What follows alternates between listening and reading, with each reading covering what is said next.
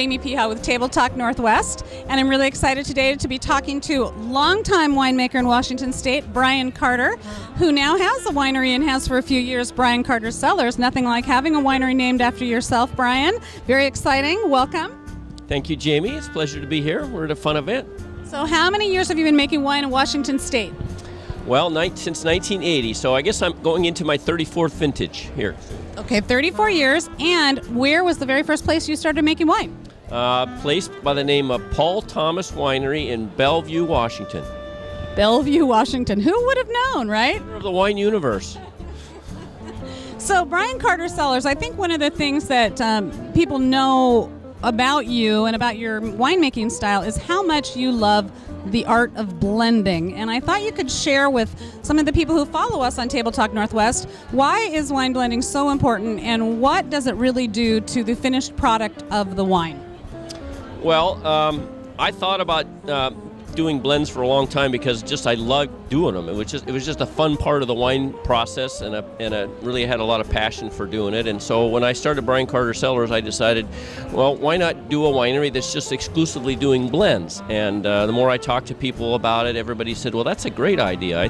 Blends are an up and coming thing, and I love blends, they would say, and sure enough, it's been a more and more popular thing. And I think that one of the reasons people like blends so much is it adds another level of interest to the wine.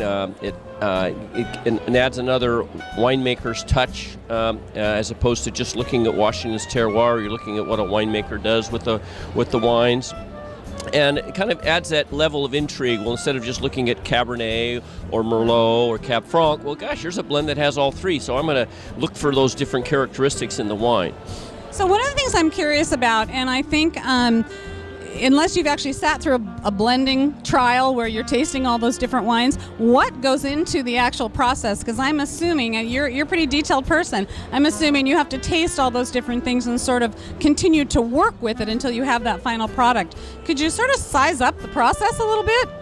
Well, you have to sort of use your imagination, but kind of picture myself in front of a table with maybe 35 or 40 different samples in bottles. So, for instance, this example I used earlier, we have a Bordeaux-style blend. Well, maybe I'm doing my Celeste blend, and we have Cabernet, Merlot, Cab Franc, Malbec, and Petit Verdot, all five of those, but then within each of those I might have 2 or 3 or 4 or 5 or 6 different samples of Cabernet, Merlot.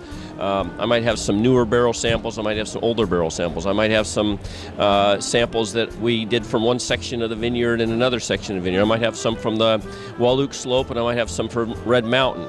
And so it's basically sitting down and trial and error and just keep trying it and tasting and deciding what you like. It's mostly, not very much science at that point and mostly art, but it's also a certain amount of hedonism. Just what do you like? And I'm assuming it's a little bit of process of elimination as well. And do you do this with a group of people? Do you do it by yourself? Does it happen all in one day? How does that happen? Well, as far as the when, it typically starts happening in the spring. So I'm a month or two away from really seriously starting the blending process for the 2013 vintage. Usually we like to let the wines get rid of their original baby fat, I call it, when they have a lot of fermentation aromas and starting to develop their real personality.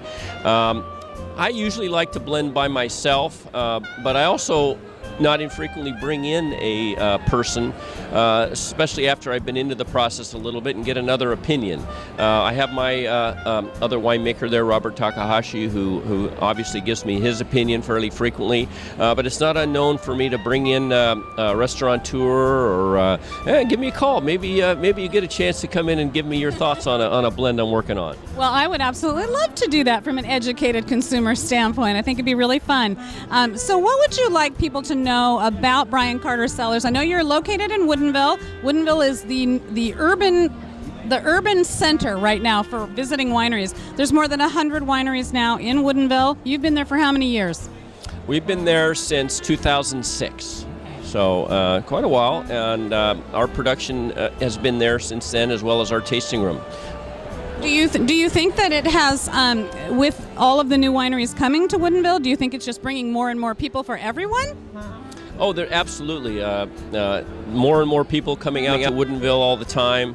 I suppose there's some question about whether the growth of wineries is faster than the growth in the people that are visiting Woodinville, and I think that goes in steps and starts, and sometimes there's a little dilution effect. But I think as the excitement grows, more and more people are coming, not just from local here, certainly Seattleites and Tacomites and Everett people and Bellevue, all are coming, but also we get a lot of visitors who are visiting Seattle from other places around the country and around the world who come and see us in Woodinville as well. Fantastic. Brian, thank you so much. I know people can come and visit online at briancartercellars.com.